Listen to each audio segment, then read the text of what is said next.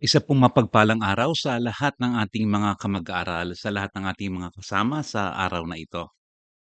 Tayo po ay tatalakay ng isang bagong series at tatawagin po natin itong series na ito na Understanding the Cults.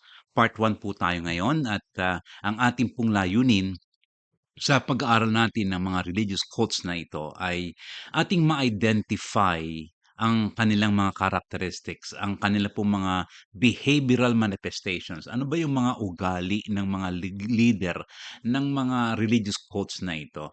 Lalo tigit napakahalaga na ating ma-identify mga kamag-aral ang kanilang mga doctrinal problems, ang kanilang mga taliwas na mga turo na hindi kailanman itinuturo at kailanman hindi sinasang-ayunan ng banal na kasulatan. At isa pang mabigat na maipaunawa natin sa lahat ay ang mga religious groups na ito ay tinatawag din nila ang kanilang mga sarili na mga Christians, mga mananampalataya at mga tagasunod ni Jesus. At ang totoo ay tila man din hindi na sila nagiging kasunod ni Jesus sa katotohanan na iba ang kanilang itinuturo, taliwas ang kanilang itinuturo, ah, kagaya ng itinuturo ng mga alagad sa Bagong Tipan. Layunin din po ng ating pag-aaral na ito na mapaalalahanan ng mga Kristiyano na maging mindful of those who come to them. Be discerning to those who come to you, making them, most of the time, making you feel insecure about your faith. Sasabihin nila, makipag-aralan ka sa amin sapagkat maraming mga bagay na hindi mo pa alam na sa amin mo lamang matututunan. Maging maingat po tayo, maging discerning po tayo kapag ganito ang dating na parang sila lamang ang makapagtuturo ng mga bagay na hindi mo pa alam na dating hindi mo pa natutuklasan sa Biblia. Be discerning. And we hope na ito pong series na ito, Understanding the Cults, will help everyone to be aware of the serious doctrinal errors these religious groups propagate. Nawa po ay mabuksan ang ating mga kaisipan sapagkat ito po yung mga seryoso, mapanganib na mga maling katuruan na hindi makapagbibigay sa atin ng katiyakan ng kaligtasan bagkus makapagbubulid sa atin sa malaking kapahamakan sapagkat ang mga turo po ng mga religious cults ay in error. They are in errors. Hindi naaayon sa tinuturo ng banal na kasulatan. Kaya ang ating pong paalala sa bawat isa, kagaya ng ating nababasa sa unang Pedro 3:15, ang sabi po doon, "But in your hearts revere Christ as Lord.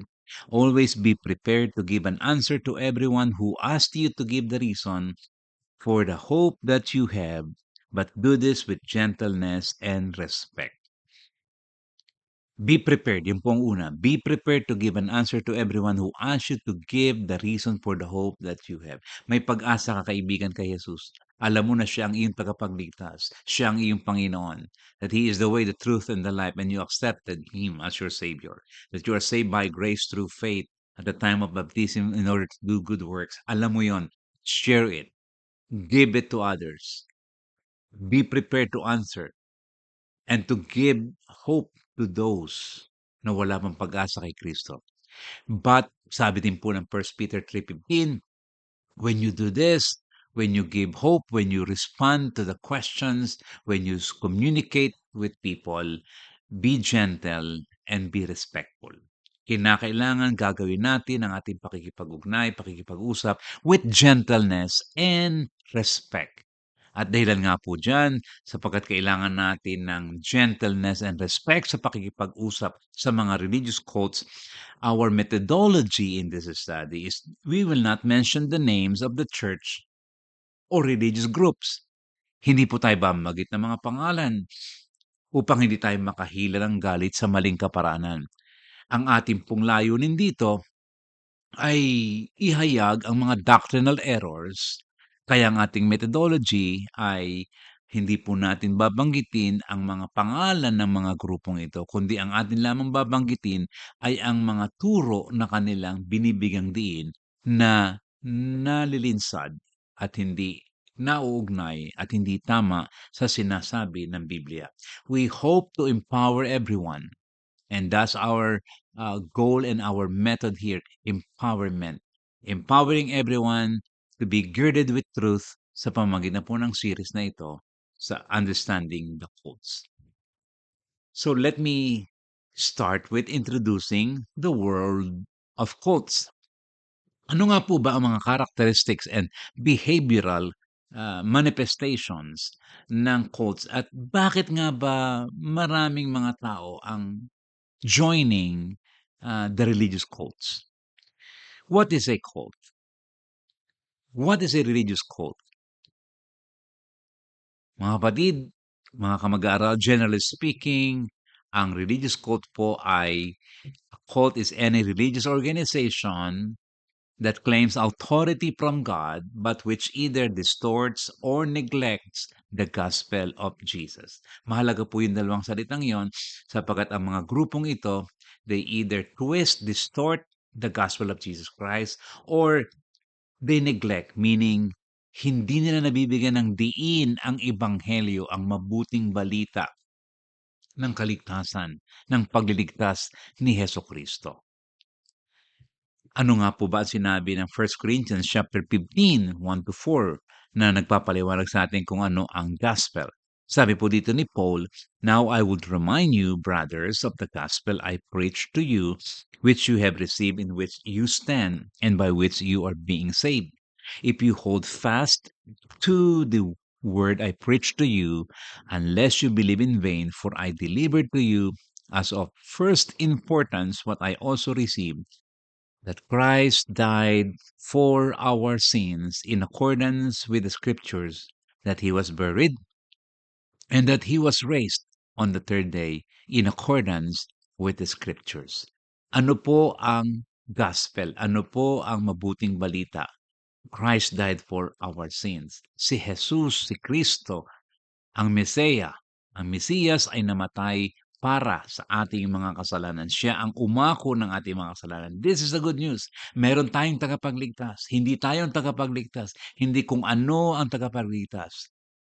Hindi even the body, kundi si Kristo ang umako ng ating kasalanan, gumawa ng ating kaligtasan. At siya'y nilibing, at siya'y muling nabuhay sa ikatlong araw. This is the gospel of Jesus Christ. So let me share with you today some basic characteristics of the cults para makilala po niyo sila pag dumadating sila o dumadalaw sila sa inyo. Ano nga po ba ang kanilang mga katangian? Una po, basic characteristic number 1. They adopt an additional authority alongside or even above the Bible. Malimit po ang mga religious cults ay merong additional authority bukod pa sa Biblia, bukod po sa ating pinaniniwalaang salita ng Diyos. At ito po'y maaaring kasing pantay ng authority ng Biblia para sa kanila or maaaring minsan ang kanilang authority ay mas mataas pa sa Biblia. Ang kanilang awtoridad na pinaniniwalaan ay mataas pa kaysa Biblia na inyong hawak at ating pinaniniwalaan na salita ng Diyos. Kaya sabi nga po, meron silang Biblia sa kanilang kamay, sa kanilang kanan, sabi nga ni J.K. Mambilian, but they also have a Bible in the left hand. Para bang dalawang Biblia, dalawang kanilang authority. The Bible, ang salita ng Diyos, at meron din silang isa pang tila man din parang Biblia na authoritative din para sa kanila. At ang keyword po dito, mga kamag-aral, ay extra-biblical revelation. Meron po silang extra-biblical revelation. Pag sinabing extra, kalabisan, karagdagan. And marami po, halos siguro, halos lahat ng mga religious cults have an extra-biblical revelation. Ang kanila pong extra-biblical revelation, it is either a book written by their scholars or the head or founder of the group as the source of their authority. Kapag ang aming leader ang nagsalita, yun ang authority at yung sinabi niya, yun ang amin dapat paniwalaan. If the founder is dead, kung namatay na, maaaring ang kanyang mga sinulat, ang kanyang mga inihula, o maaaring ang kanyang mga vlogging o ang kanyang mga successor ang magiging authority ng kanilang grupo. Extra biblical revelation. Mapapansin po niyo, mga kamag-aral, na halos lahat ng mga quotes, religious quotes, ay may tatlong katangian. Ito po yun. Una, its leaders receive a special revelation. Malimit po sa mga quotes, religious groups na ito, ay meron silang, meron silang inaangkin na special revelation. Excuse me, na ayon sa kanila, ang Diyos ay nagpahayag. Nagpahayag ang Diyos sa kanila, sa kanilang leader, and its founder usually claims to have encountered God. Nakatagpo niya ang Diyos at nakatanggap ang leader na ito, ang pangunahin na ito, ng religious cult na ito, nakatanggap siya ng special revelation, ng special na kapahayagan mula sa Diyos. Special revelation, number one. Pangalawa po, hindi lamang ang leader nakatanggap ng special revelation, kundi ang leader din ito ay nakatanggap ng special wisdom. Its leader receive a special wisdom. Sapagkat may special revelation, meron siyang special wisdom. At ang kanyang special wisdom na ito is to interpret the Bible correctly na wala pang nakagawa ni minsan. At lahat ng mag-o-oppose sa kanya ay namamali sapagkat siya lamang ang kinausap ng Diyos upang ipaliwanag at ipahayag ang Biblia ayon sa karapat-dapat at tamang pagpapaliwanag. Compared sa ibang mga tagapangaral, compared sa ibang mga ministro, sa mga ibang manggagawa, sa ibang mga leader, sa ibang mga pastor, siya lamang ang may kakayanan, may special wisdom to interpret the Bible correctly compared sa lahat. So, meron siyang special revelation, meron siyang special wisdom, at sapagkat meron siya ng dalawang ito, pangatlo, meron siyang special task. Its founder usually testified concerning his or divine encounter with God na nakipag-usap sa kanya, nakatagpo ko ang Diyos, kinausap ako ng Diyos, at binibigyan ako ng isang bagong trabaho, bagong mission. Binigyan ako ng isang malaking tungkulin to restore and to declare and to preach the truth sapagkat ang katotohanan ay nawala na sa kalagitnaan ng mga churches, kaya kinakailangan, ang sabi ng Diyos sa akin, maibalik ko yung totohanan na yon. At upang maibalik ko yon, kinakailangang mangaral ako, kailangang magsimula ako na mangaral ng katotohanan. So, tatlong bagay po na kine-claim ng maraming mga founder. Meron siyang special revelation, meron po siyang special wisdom, at meron po siyang special task from God. Extra biblical revelation, napakabigat pong salita na kinakailangang maging aware tayong lahat. As far as the cults are concerned, do they follow the Bible? Or do they follow the Bible alone or something more than the Bible? Meron pang iba. Ito po ang gusto kong ipahayag sa inyo, i-share sa inyo, mga kamag-aral. What most cults say about the Bible. Number one, ayon po sa mga religious cults, the Bible is incomplete and therefore it needs a companion revelation.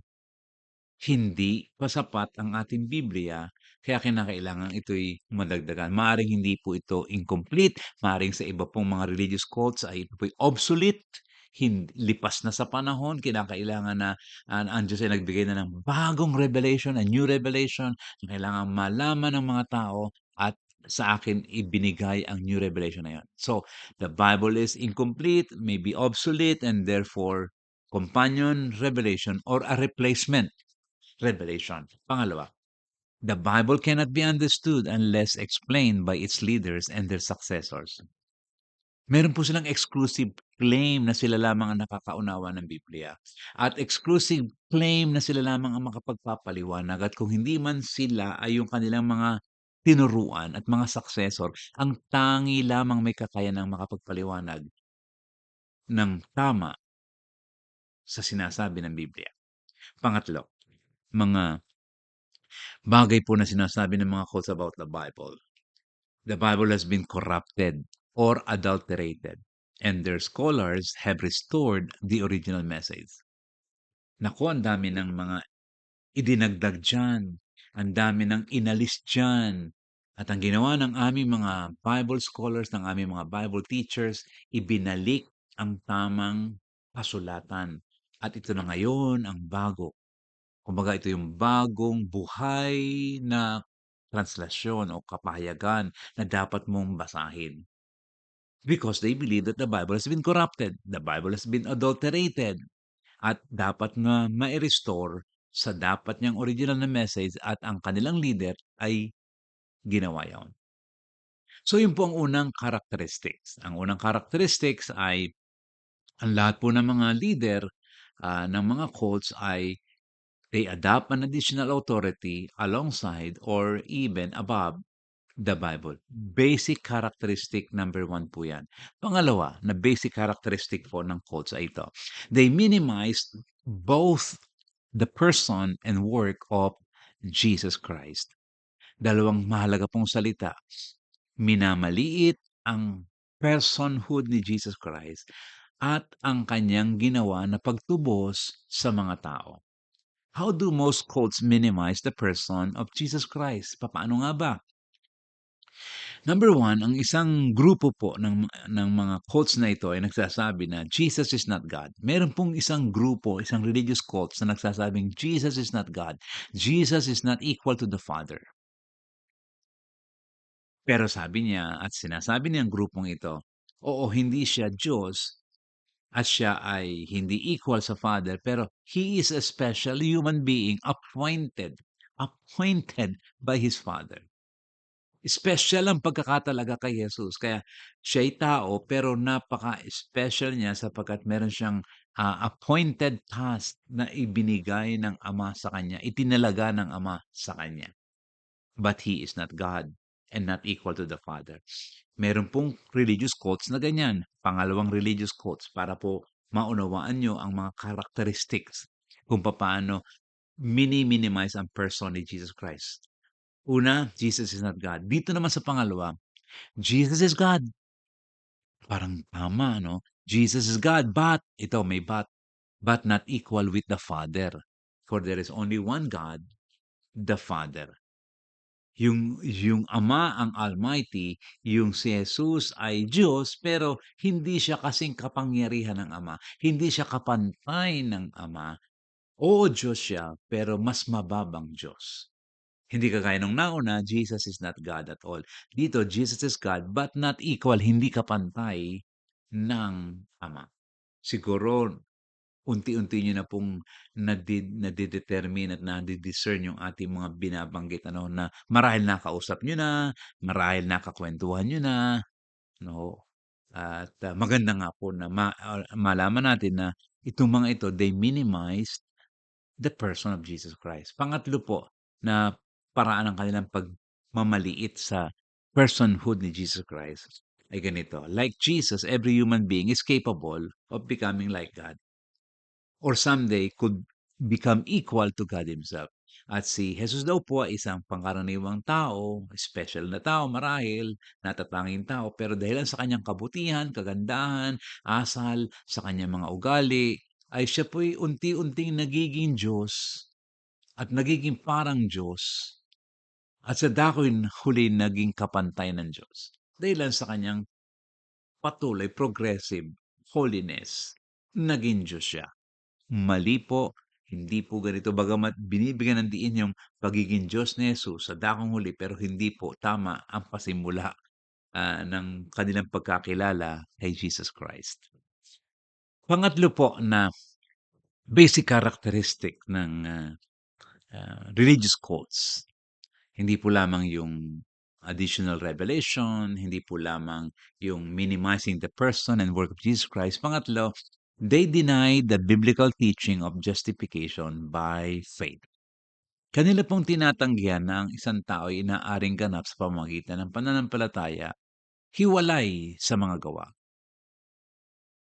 Romans chapter 3, simulan natin 27, 20, 26, 27, 28. Napag-aralan na po natin ang Book of Romans and you can check it out kung gusto po niyong muling balikan ang Book of Romans.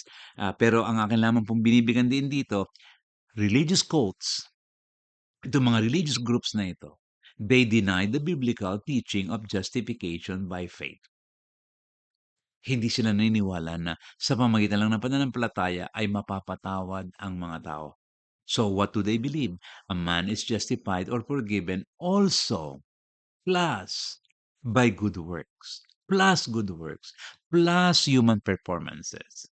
So kinakailangang ikaw ay may pananampalataya plus good works. Hindi po nila ma-reconcile yung 11:6 ng Romans na either na ikaw ay naligtas sa biyaya at kung ito hindi sa biyaya at kung ito'y gawa, di hindi ito biyaya. It's just hard for them to reconcile that. Pero sa kanila nga po ay a man is justified sa religious cults, a man is justified or forgiven by faith plus good works plus human performances. At ito nga po ay maliwanag na heretical problem in the Apostle Paul because the Apostle Paul confronted the church in Galatia.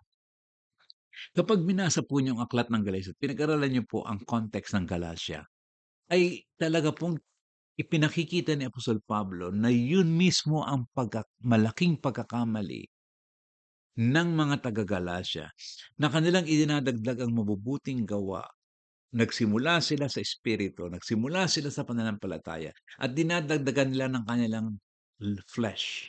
They're adding up some fleshly performances, some human performances in order to be saved. Ang tawag po dito, this error is called Galatianism. Sino mang nagtuturo na ang tao ay justified by faith, by grace through faith, plus good works, ang tawag po dyan sa kamalian na yan ay Galatianism. Because of what how Paul confronted the church in Galatia. That is, a person is justified or forgiven not only by faith, but also by good works. Pang-apat po na characteristic ng isang religious cult sa ito. They claim to be the only Christians or the only true church. Siguro narinig niyo na po ito at malimit yung narinig at marahil po ay kahit hindi religious cults ay meron pong mga ilan na mga ganitong claim to be the only Christians, to be the only true church. Malimit po ay narinig niyo po ito sa mga religious cults, sa mga religious groups na ito na sila po ay most cults are exclusivist in the sense that they claim there is no other true church other than theirs. Walang ibang iglesyang totoo, tunay na iglesia kundi kami. Exclusivist in the sense na yun po ang claim nila. Exclusivist also in the sense that no one could explain or interpret the Bible as they do. Walang ibang makakapagpaliwanag ng Biblia. Singlinaw ng aming paliwanag liban sa amin.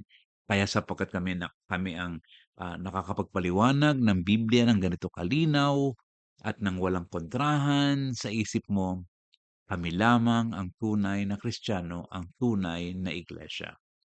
They also claim to be the only ones possessing the truth. Kami lamang ang may katotohanan at ang lahat ay may taglay na kasinungalingan. Lahat ay nagbubulid sa impyerno. Ang lahat ng mga iglesia, bukod sa amin, liban sa amin, ay magbubulid sa inyo sa dagat-dagatang apoy. According to them, the rest are all in error and are going to hell. Sila lamang ang kabukod-tangi na hindi sapagkat nai-interpret nila ang Biblia ng tama at sila lamang ang tanging binigyan ng Diyos ng isang tagapagpahayag na mayroong special revelation, isang founder na mayroong special revelation, may special wisdom at may special task. Ay siguro na itatanong ninyo, ay napaka-obvious naman pala na may mga ganitong kamalian ang mga quotes. At nakita po natin yung 4 na basic characteristics ng cults na meron silang nag-a-adapt sila ng additional, ah, authority other than the Bible, alongside the Bible. They minimize the person and work of Jesus Christ. They deny the biblical teaching of justification by faith, and they claim to be the only Christians. Siguro ang isa nating tanong dito ngayon ay ito. Una,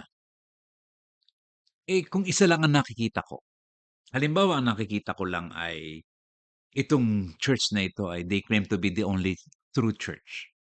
Pero yung iba naman ay okay. Hindi naman nila mini-minimize ang person ni Christ, hindi naman nila mini-minimize ang work ni Christ. Are they cults? Well, in a sense sila po siguro ay may tendency to become like a cult. Pero hindi naman siguro sila full-fledged na mga cults na masasabi natin ano, na merong, authority alongside the Bible, they deny the person of Christ as revealed in the Scripture, they deny the work of Christ, they deny the justification of Christ. Kung mga paisa-isa lamang siguro meron lang tendency na maging cult, pero marahil hindi pa naman talaga cult. Pero kung talagang halimbawa yung number 2 na sinabi natin, basic characteristic number 2, that they deny the person and work of Jesus Christ, palagay ko kahit yung isa pa lang na yun, at siguro kahit yung number 1 pa lang na meron silang Bible alongside the Word of God, meron silang authority alongside, palagay ko yang mga yan talagang halos full-fledged na mga cults sapagkat hindi dapat ang mga bagay na yan. Gayunpaman, pangalawang tanong siguro na itatanong natin, bakit marami pa ring nagjo-join ng mga religious cults? Ganun obviously, hindi naman pala tama ang kanilang mga pinaniniwalaan at niyayakap, bakit ang daming nagjo-join ng mga cults? The key words here, the key phrase here is the unpaid bills of the church. Meron tayong mga iglesia ng Panginoon, the true followers of Jesus Christ, na dapat tayong gumagawa, pero ang gumagawa ay ang mga religious cults. Kaya ang tawag dito, the unpaid bills of the church. Dapat tayo ang nagbabayad, dapat tayong gumagawa, pero hindi tayong gumagawa. And so people are joining the cults. Number 1, unpaid bill number 1 on churches. Cult groups meet their needs. Naku, number 1 po ito sa mga cult groups. Ang galing po nila. What most gospel preaching churches must do, the cults do.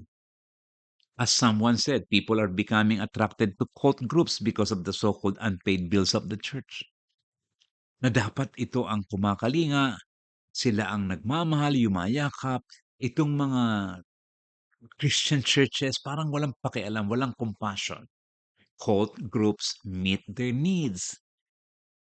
Whether authentic or not so authentic or whatever, pero doon nakikita na, wow, tinatagpo yung mga pangailangan namin. Wala akong trabaho, nabibigyan ako ng trabaho.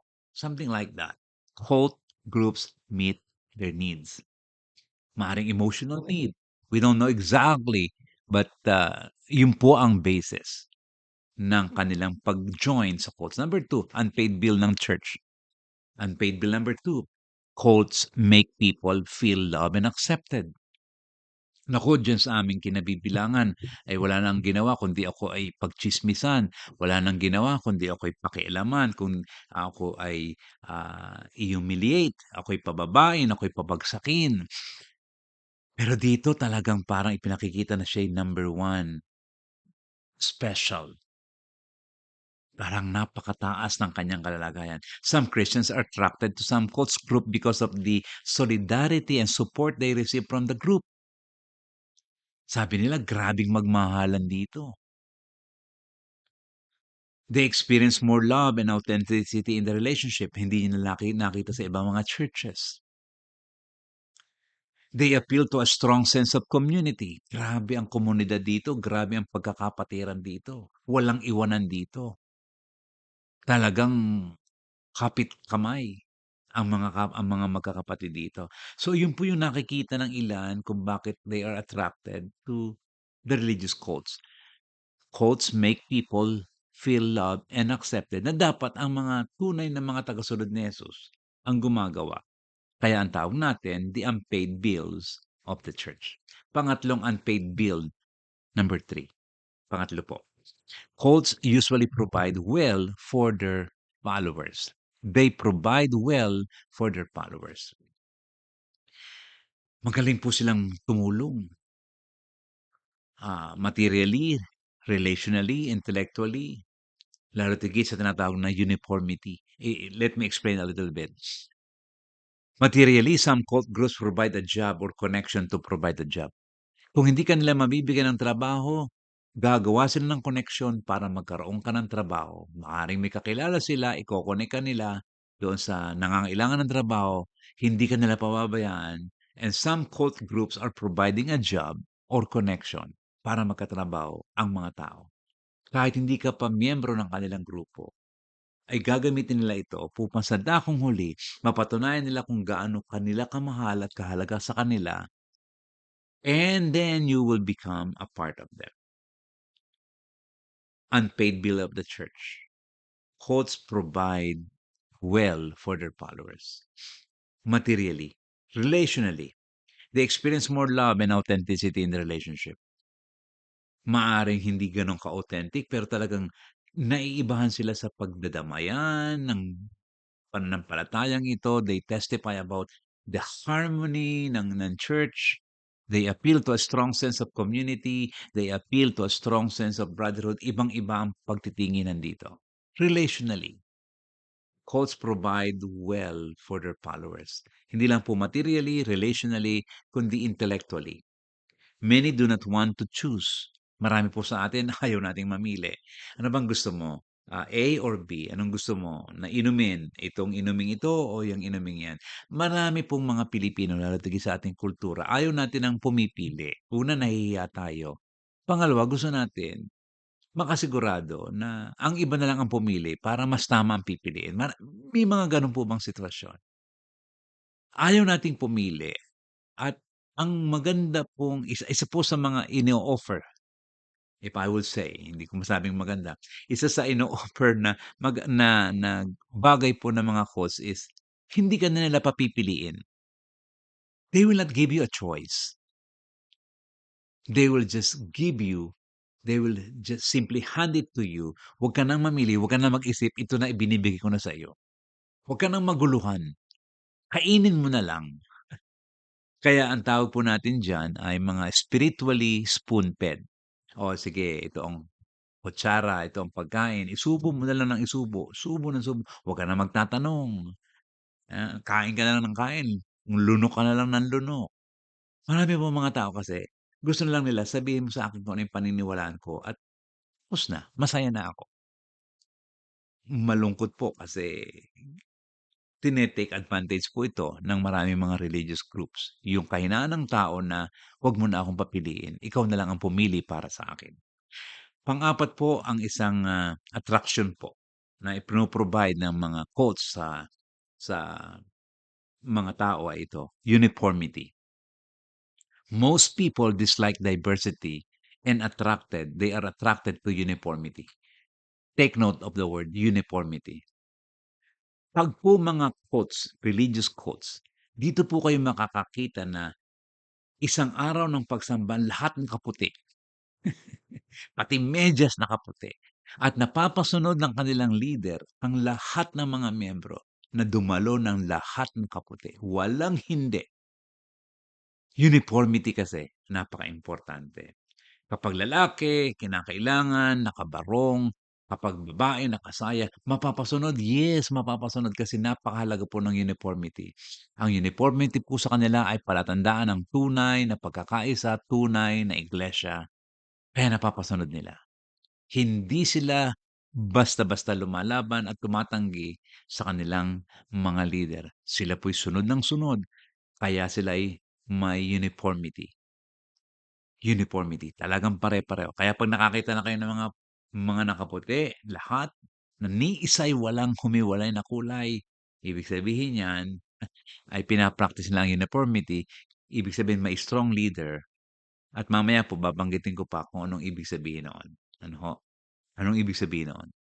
Pang-apat po, pang-apat na unpaid bill ng church, weak discipleship of churches. There is a failure in many churches to teach solid biblical teachings in the churches and practice discipleship.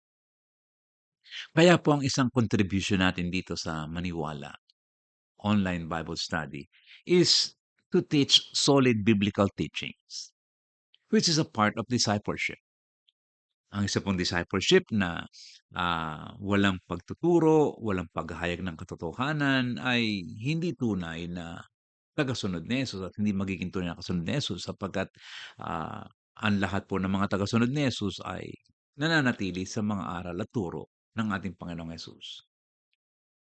Kaya ang isa pong defeat ng mga churches ay yung weak discipleship, weak sa pagtuturo ng solid biblical teachings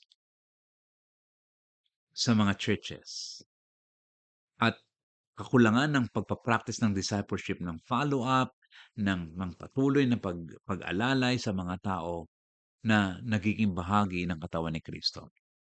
Cults were able to provide some clarity to most of their Bible questions without knowing they were being deceived. Naku, ang mga religious cults po, talagang sila po ay binibigyan ng punto per punto ng mga Bible things, Bible answer, Bible questions with answer upang talagang matutunan nila detalyado.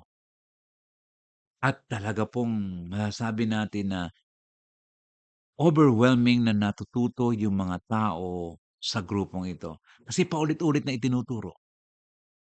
At maraming paraan po sila upang talagang ma-inculcate sa isipan ng mga tao ang kanilang mga itinuturo. Weak discipleship ang isa po sa unpaid bills. Now, let us talk about the behavioral manifestations po of cult leaders or founders. Ano po ang mga ugali na makikita natin sa mga cult leaders o sa mga cult founders na masasabi natin, nako, itong grupong ito, religious cult. Religious cult. Kasi ito yung mga behavioral manifestations na definitely hindi nyo makikita sa mga Christian churches, sa maraming mga iglesia na sinusunod ang Biblia at si Jesus bilang tagapagligtas at Panginoon ng kailang buhay at ipinapangaral ang Ebanghelyo na kagaya ng binasa natin sa 1 Corinthians 15:3 and 4. Ito pong behavioral manifestation na ito ay aking hiniram at hinango kay Ronald Enroth, Churches That Abuse. At ito po ang kanyang sinabi na mga behavioral manifestation. Number one, behavioral manifestation number one ng mga abusive leader o ng mga cult leaders. Control-oriented leadership. Control-oriented leadership. Natatandaan niyo po kanina na nasabi ko, kapag sinabi ng leader na lahat nakaputi, walang puwedeng tumanggi, walang puwedeng humiwalay, lahat nakaputi. They call it and they attribute it to uniformity, pagkakaisa. But it seems to be, and it sounds like, there is some kind of control. Kaya po, ang leader kalimitan sa ah, religious cults ay control-oriented leaders. They control the mind. They control the action. Kinokontrol po nila ang mga buhay ng mga miyembro. Hinahawakan kumbaga. The leader in an abusive church is number one, dogmatic. Number two, self-confident. Grabe ano ho, nakikita niyo yan, alam ko, I don't need to explain that, yung mga leader na yan sa mga cults na yan, dogmatic, self-confident, arrogant, the focal point in the lives of his followers. Number five, assumes he is more spiritually in tune with God than anyone else. Kasi nga arrogant. Kung arrogant, ako spiritual at ako'y in tune with God.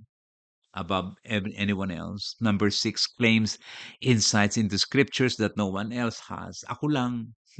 Ako lang ang merong insight ng ganito. 'Pag ako nagpaliwanag, kakaiba, nakakaiyak magpaliwanag. 'Pag iba, hindi nakakaiyak, hindi nakaka-impress. Bagamat tama, pero mas gusto nila yung mga gano'n sapagkat it entertains them. So these religious groups, these abusive leaders, they claims insight in the scriptures that no one else has.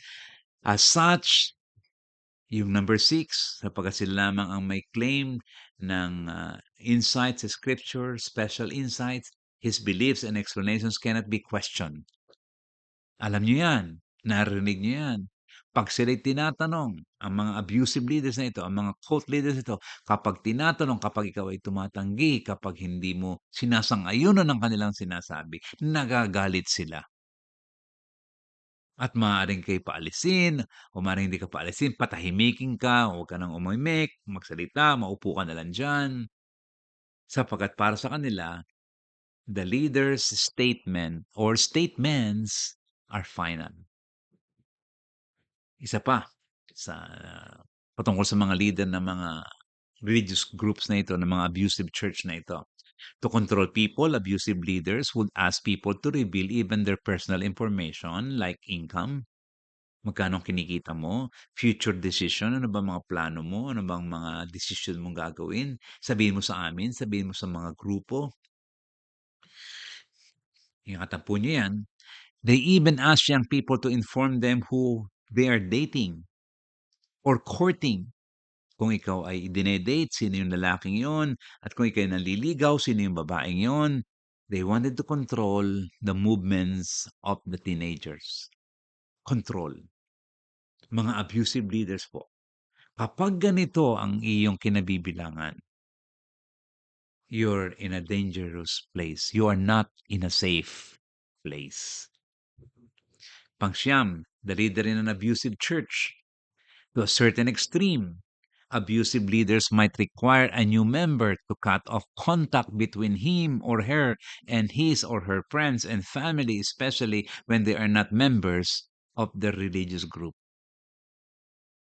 Dumadating po sa punto na yon na yung mga abusive churches na ito, yung mga abusive and cult leaders na ito, kahit yung kamag-anak mo, hindi mo na dapat kinakausap. And they are wrongly interpreting yung sinabi ni Jesus na yung hindi napupuot sa kanyang mga sa kanyang ama, sa kanyang ina, sa kanyang mga kapatid. They use that so that you will not anymore try to contact the members of your families, your friends, and many others, especially lalo na kapag hindi yan kasama sa grupo nila. And so let me just give some general comments po patungkol sa bagay na ito. Sa ating pinag-usapan sa control leadership na tinatawag po ng abusive churches, yung control-oriented leadership style. Ito po ang ilang comment natin. One, the Bereans sa Acts 17 check the Apostle Paul whether he was speaking the word or not. Sino man po na miyembro ng iglesia ay may karapatan na i-check, tingnan siya sa atin ang kanilang leader kung ito'y nagsasabi, kung ito ay ang sinasabi nito ay ang salita ng Diyos. Ang mga taga-Berea, ganyan po ang ginawa kay Apostol Pablo. Considering Paul was already the apostle of Jesus Christ, yet they were checking whether he was speaking the word or not. Acts 17:11. Kaya may karapatan po tayo. Number 2, even an apostle like Peter was corrected in his behavior by another apostle.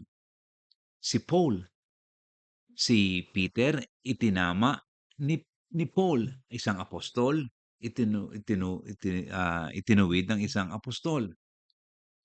At makikita po natin nangyayari ito sa Biblia. Pero ang mga control oriented leaders, hindi mo puwedeng tanungin, hindi mo puwedeng i-correct. Magagalit sa iyo. Maaaring hindi po magalit ng ipakita ang galit sa'yo pero patitigilin ka na lamang na parang ikaw ay rebelde. Wala kang karapatang magsalita. Very unfortunate kasi control-oriented leaders. Ingat po tayo diyan. Another one, another comment is the Bible teaches that the priesthood of all believers. Itinuturo po ito ng Biblia. Although the Bible teaches role distinction and encourage the use of gifts, yet no one is beyond or exempt from corrections. Lahat tayo ay priest. Kaya nga priesthood of all believers, sabi sa First Peter. Lahat tayo may role distinction. Lahat tayo may gifts. At wala pong exempted na sa atin para hindi itama kung kinakailangang itama. Tayo po ay kinakailangan tumanggap ng tama ng pagtutuwid kung tayo nagkakamali. At magpatuloy tayo sa katotohanan sapagkat yan po ang nais ng Diyos. If we are wrong, let us correct one another. Let us check kung anong ginagawa ng bawat isa at ituwid kung kinakailangang ituwid. Walang hindi pwedeng ituwid. Huwag mo ko itutuwid. Mag-ingat po tayo sa mga ganyan. Pangalawa po na behavioral manifestation bukod po sa control-oriented leadership. Manipulation of members. Manipulation of members. Behavioral manifestation po ng mga leader.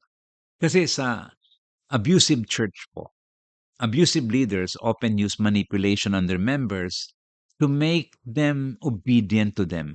Minamanipula po nila ang mga miyembro nila, ang mga kasama nila, upang sumunod sa kanila. Napakahalaga po ng salitang obedience. They always emphasize obedience. Na para bang disobedience to me, if you disobey me, you disobey God. Wow! Ingat po kayo dyan.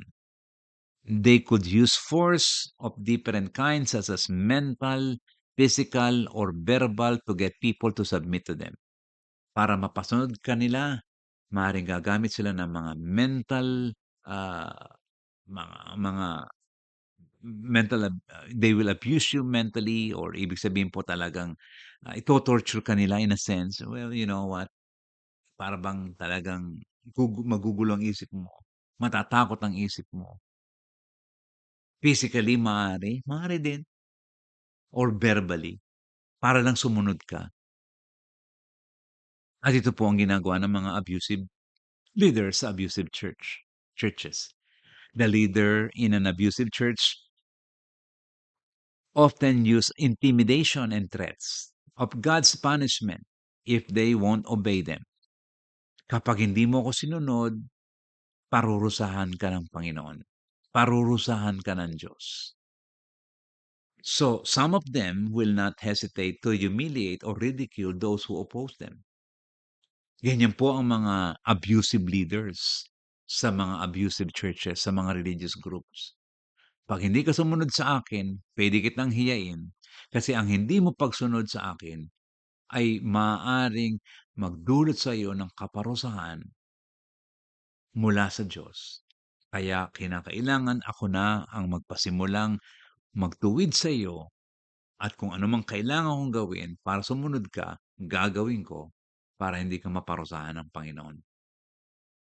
So, yan gumagamit po sila ng mga humiliating and they even use mga ridiculing words. They ridicule people na lumalaban sa kanila. Isa pa po, yung tinatawag nating legalistic lifestyle. Behavioral manifestation number 3. Ito po mga legalistic leaders often require an unwavering commitment to their church or religious group. Kinakailangan meron kang loyalty sa church na ito. Allegiance to the church has priority over allegiance to God. Allegiance to the church has priority over allegiance to the family or anything else. Self-sacrifice for the sake of their religious groups is often demanded. Kinakailangang magsakripisyo ka sa kapakanan ng ating samahan. At ito'y hinihingi nila, mga legalistic leaders. These leaders often require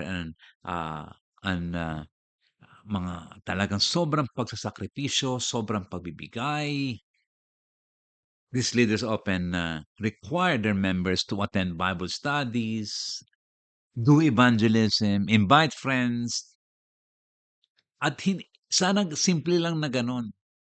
Pero alam niyo po, itong mga religious groups na ito, lahat ng ito na ginagawa nila, 'no, yung mga pag-attend ng Bible study, pag-e-evangelize, pag-iimbita ng mga kaibigan, ah, there are certain number of hours or quota na dapat nilang ma-obtain.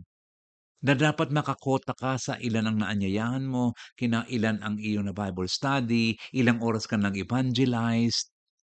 And because the more they do, the better the chance to enter the paradise of God or heaven. Kapag nagawa mo ito, there is a better chance to enter the paradise of God. Kapag ikaw ay nakakakota sa iyong evangelism, kapag ikaw ay nakakakota sa iyong witnessing, kapag marami kang nagagawa, sigurado ka at mas sigurado ka na ikaw ay papasok sa paradise of God. That is why we say that this kind of salvation is salvation by works. The basis of salvation is the work and not the grace of God. At minsan nga daw po, gumagamit pa ng time card ang iba to record the number of hours. Pang-apat po, na behavioral manifestation, denouncing all other churches. Naku, mabigat din po ito. Na ginagawa ng mga religious quotes. Ang kanila pang rule of thumb ay ito, do not associate. Huwag kang sasama sa iba. Do not associate. Because they are denouncing all other churches. Being the only true religion, being the only church, abusive leaders discourage their followers not to associate with other churches, not to associate with any other Christian communities. Bawal na bawal yan. Bawal kang makiisa, bawal kang makilahok, bawal kang sumama. Every time leaders of this religion or religious groups speak, bawat panahon na nagsasalita ang religious groups, it will often include an attack on churches, other churches na hindi kabilang sa kanila. They see themselves as spiritually elite. Sila lang yun talagang tama. The only ones who know the truth, the only one who knows the truth, and no one else except them, maliban sa kanila.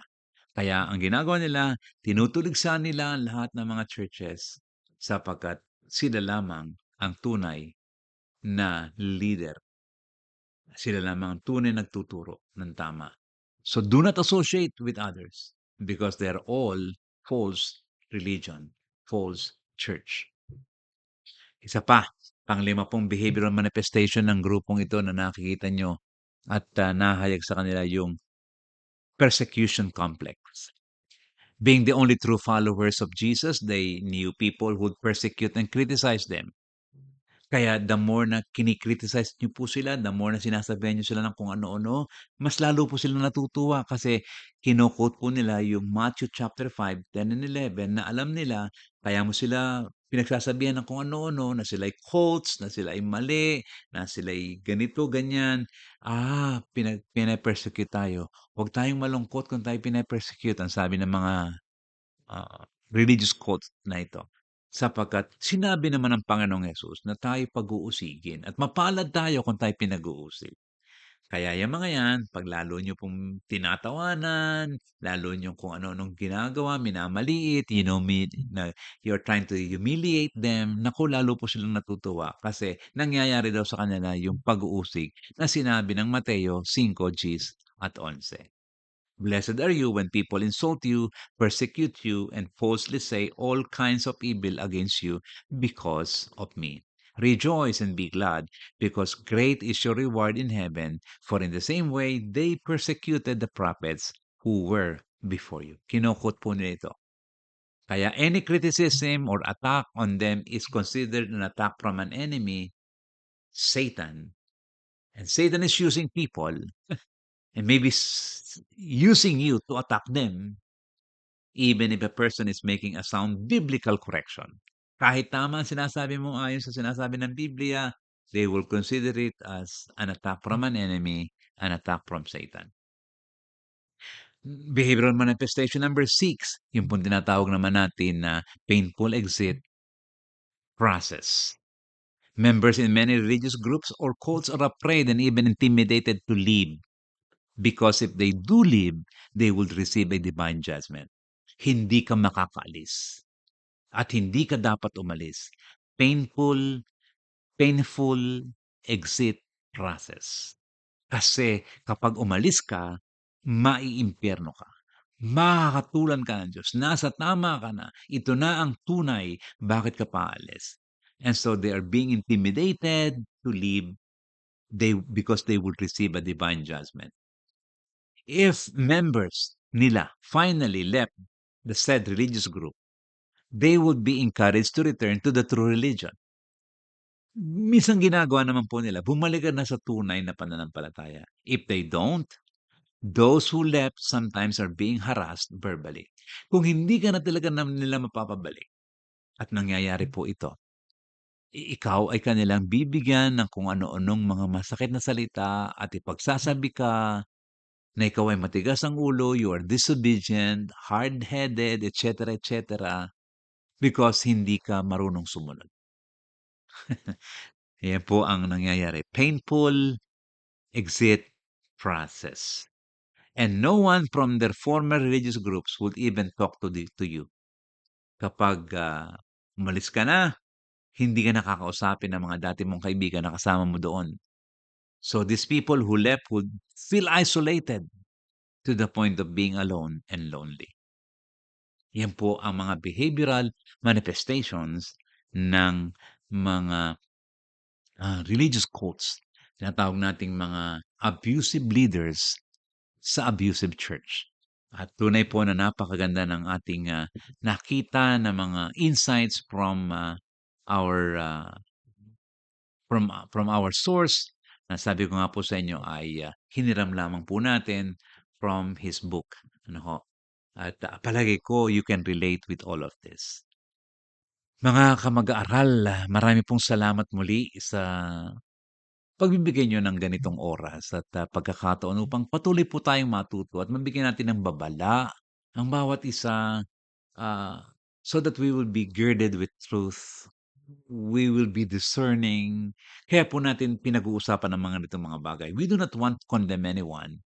We just want to make everyone aware of what's going on around them and what they should be aware of. Upang kung dumating ang mga ganitong mga tao, ganitong mga behavioral manifestations, mga ganitong characteristics ng mga tao na magdadala sa kanila ng faith, quote and unquote. So, and they will be aware of this. Muli po, ang inyong lingkod ay nagpapasalamat sa lahat ng mga kamag-aaral. Nagpapasalamat po sa Maniwala team na patuloy na tumutulong sa inyong lingkod para magkaroon po tayo ng ganitong Bible study, online Bible study. At ating binibigay na patuloy ang papuri sa Diyos. Hanggang sa muli, mga kamag-aral. Jonathan Oriliasa.